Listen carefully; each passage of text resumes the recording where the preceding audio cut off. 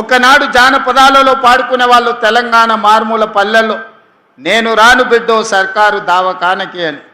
ఎందుకంటే 100 బాధలు ఒక్క పదంలో, ఒక్క జానపదంలో ఆనాడు చెప్పుకోవడం జరిగింది.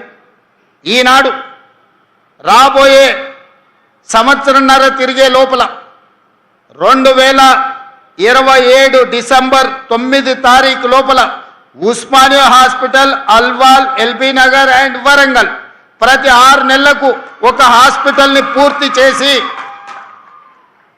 ఏ కార్పొరేట్ హాస్పిటల్ కూడా మన ప్రభుత్వ ఆసుపత్రులతో పోటీ పడలేని విధంగా తీర్చిదిద్ది ఒక్కొక్క హాస్పిటల్కు ఒక్కొక్క డైరెక్టర్ను నియమించి ఆ డైరెక్టర్ పర్యవేక్షణలో ఈరోజు నిమ్స్ అందిస్తున్న సేవలకు పోటీగా ఈరోజు ప్రపంచంలోనే నిమ్స్ హాస్పిటల్కి ఎయిమ్స్తో పోటీపడి సేవలు అందిస్తున్న గుర్తింపు ఉన్నది.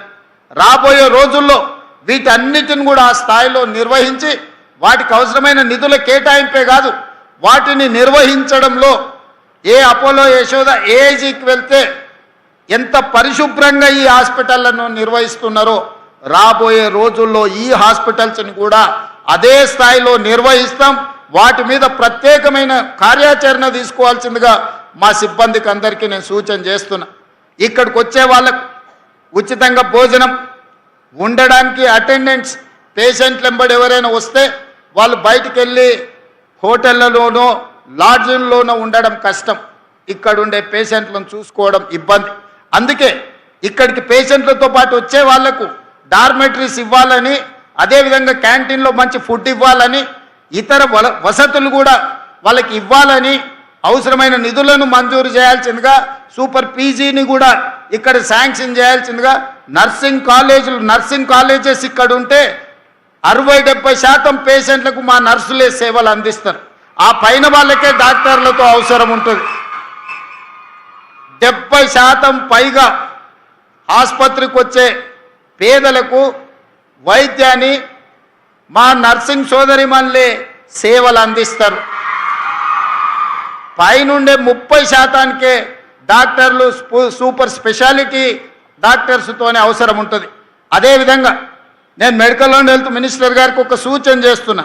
ఈరోజు మనం ఆరోగ్యశ్రీలో కానీ సీఎం రిలీఫ్ ఫండ్లో ప్రైవేట్ వాళ్ళకే ఎక్కువ నిధులు ఇస్తున్నాం. మీరు గవర్నమెంట్లో డాక్టర్లను అదనపు సమయాన్ని పని చేయమనుండి, సర్జరీలు చేసే డాక్టర్లకు ఇన్సెంటివ్స్ ఇద్దాం.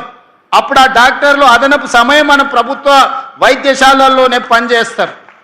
వాళ్ళ డ్యూటీ సమయం తర్వాత వాళ్ళ నైపుణ్యాన్ని, వాళ్ళ నేర్పరితనాన్ని ప్రభుత్వ ఆసుపత్రుల్లో చేరే పేషెంట్ల కోసం ఉపయోగిస్తే వాళ్ళు సర్జరీలు, వాళ్ళకున్న స్పెషాలిటీని పేదలకు వైద్య సేవలు అందిస్తే మనం ఇన్సెంటివ్స్ ఇద్దాం.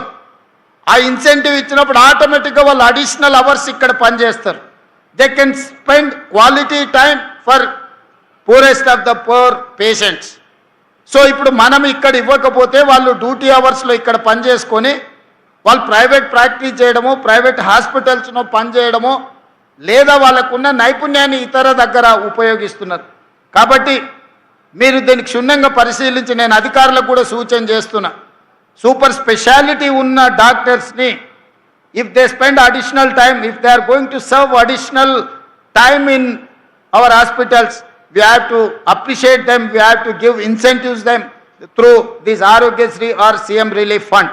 So ఈ విధంగా ఈ శాఖను ప్రక్షాళన చేసుకొని ప్రజలకు విశ్వాసం కల్పించి, ప్రజలకు ఒక నమ్మకాన్ని అందించి, మాకు కష్టం వస్తే తెలంగాణ రాష్ట్ర ప్రభుత్వం ఉన్నది, మమ్మల్ని చూసుకోవడానికి తెలంగాణ ముఖ్యమంత్రి రేవంత్ అన్న ఉన్నాడనే భరోసా మీరు కల్పించాలి.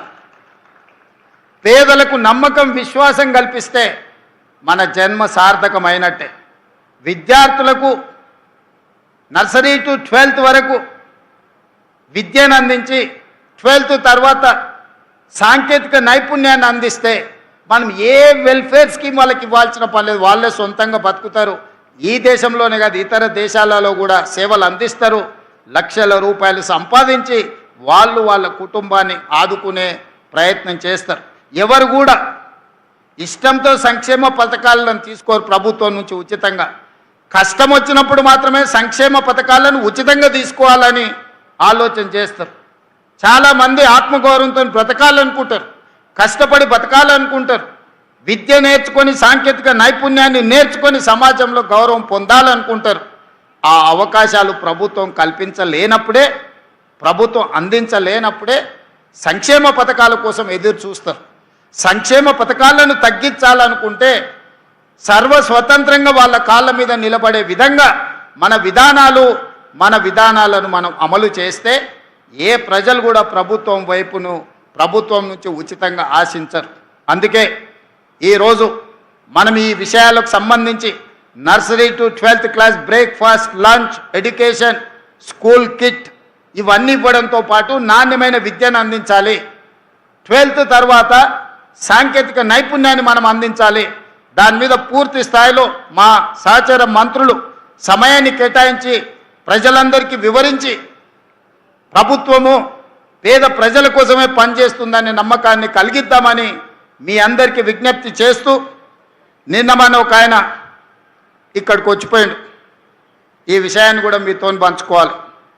సనత్ నగర్ ఎమ్మెల్యే గారు వాళ్ళ పార్టీ నాయకుడిని మనం పూర్తి చేసి ప్రారంభిస్తున్నామంటే ముందుగానే ఎట్లయినట్టు మనం రివ్యూస్ చేసినప్పుడు టీవీలలో పేపర్లలో వార్తలు వస్తాయి. వచ్చే నెలలో ముఖ్యమంత్రి గారు లేదా వైద్య ఆరోగ్య శాఖ మంత్రి ఉప ముఖ్యమంత్రి గారు సనత్ నగర్ హాస్పిటల్ని ప్రారంభించబోతుండు అని టీవీల పేపర్లో చూడంగానే పొద్దున్నే లేస్తున్నారు, పగటి వేషగాళ్ళలాగా తయారవుతున్నారు, ఇక్కడికి వచ్చి హడావిడి చేస్తున్నారు. ఆ సనత్ నగర్ ఎమ్మెల్యే గారు కేటీఆర్ గారిని తీసుకొచ్చి హాస్పిటల్ అంతా అక్కడ ఇక్కడ కళ్ళు తిరిగి చూసిండు. ఇది మేమే కష్టపడి కట్టినాం, రేవంత్ రెడ్డి గారు ప్రారంభిస్తున్నాడని ఆరోపణ చేసింది. నాకేం అభ్యంతరం లేదు. అట్లీస్టు వాళ్ళ ఆత్మ పరిశీలన చేసుకోవడానికన్నా పర్యటన పనికొస్తుంది. అయితే ఇది అయిన తర్వాత ఆ సనత్ నగర్ ఎమ్మెల్యే గారు చెప్పారు, ఈ వెనకాలనే ఎర్రగడ్డ మెంటల్ హాస్పిటల్ ఉంటుంది, ఒకసారి పోయి చూసిపోదామని. మనోనికి బుర్ర తక్కువ కదా, ఆలోచన ఉండదు కదా, దబదబా లోపలికి పోయిండు.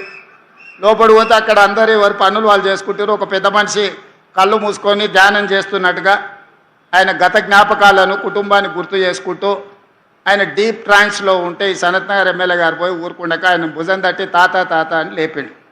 కళ్ళు తెరిచి చూసిండు ఇద్దరు.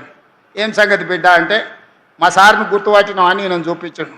లేదు బిడ్డ నేను గుర్తుపట్టలేదు అన్నాడు. ఆ సార్కు విపరీతమైన కోపం, ఉక్రోషం వచ్చింది. నన్ను గుర్తుపట్టవా తెలంగాణలో ఉండి, నా సంగతి మా నాయన సంగతి నీకు తెలియదా, నన్ను ఎట్లా గుర్తుపట్టవని. లేదు బిడ్డ నిజంగానే నేను గుర్తుపట్టలేదంటే, ఇగో ఆ టిమ్స్ సనత్ నగర్ కట్టింది నేనే, అల్వాల్ టిమ్స్ కట్టింది నేనే, ఎల్బీ నగర్ టిమ్స్ కట్టింది నేనే, అయినా నన్ను గుర్తుపడతలేవా అన్నాడు.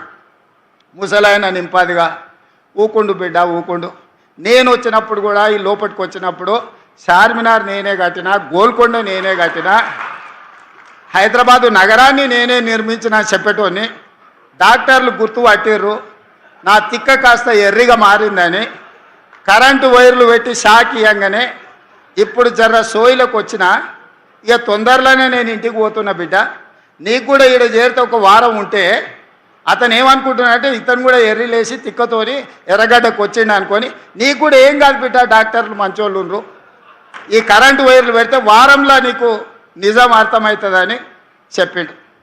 గట్లున్నది ఆయన గట్టిన అనే కథ. నువ్వు కడితే 10 ఏళ్ళు టెంకాయ కొట్టనిక రిబ్బన్ కట్ చేయనిక నీకు సమయం దొరకలేదా? నిజంగానే నువ్వు సనత్ నగర్ టిమ్స్ కట్టినా, అల్వాల్ టిమ్స్ కట్టినా, ఎల్బీ నగర్ టిమ్స్ కట్టినా, వరంగల్ హాస్పిటల్ కట్టినా, ఉస్మానియా హాస్పిటల్ కట్టినా 10 సంవత్సరాలు చంద్రశేఖరరావు గారే ముఖ్యమంత్రిగా ఉన్నారు, హరీష్ రావు గారు వైద్య ఆరోగ్య శాఖ మంత్రిగా ఉన్నట్టున్నాడు, లేకపోతే ఇంకొక ఆయన ఉన్నట్టున్నాడు. మీ కుటుంబమే ఉంది కదా, మీరెందుకు రిబ్బన్ కట్ చేయలేదు, మీరు ఎందుకు ప్రారంభించలేదు, ఎందుకు మీరు పేదల కోసం సేవలు అందించాలనే ప్రయత్నం చేయలేదు? ఉస్మానియాని నిర్వీర్యం చేసి కూల్చాలని మీరు ప్రయత్నం చేస్తే కొత్త ఉస్మానియా హాస్పిటల్ని మేము కట్టినాం. మీరు జీవోలు ఇచ్చి టెంకాయలు కొట్టి మీరు ఏం కట్టుకున్నారు? 1000 ఎకరాలల్లో ఎర్రవల్లిలో ఫామ్ హౌస్ కట్టుకున్నారు. ఒక్క రోజాన ఆలస్యమైందా? జన్వాడలో 100 ఎకరాలలో ఫామ్ హౌస్ కట్టుకున్నావు నువ్వు, విలాసవంతమైన ఫామ్ హౌస్.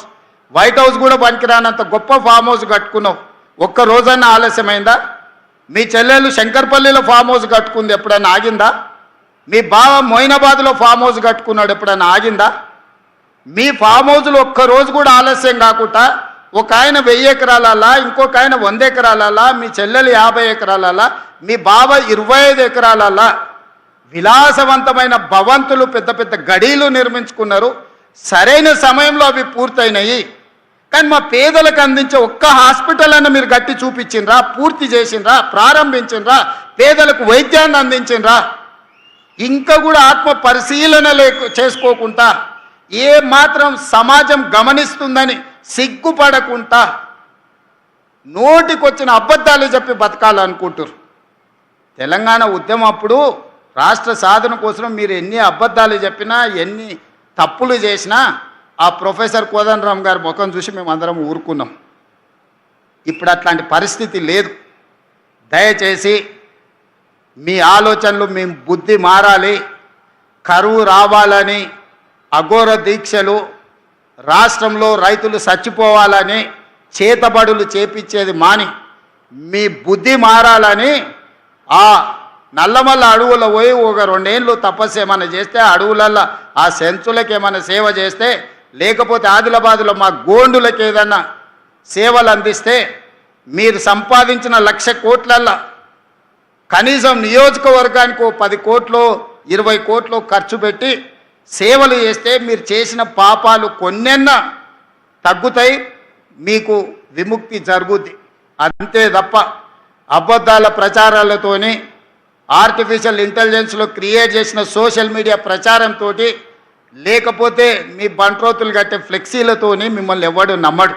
మీరు అన్నీ చేసినామని అబద్ధాలు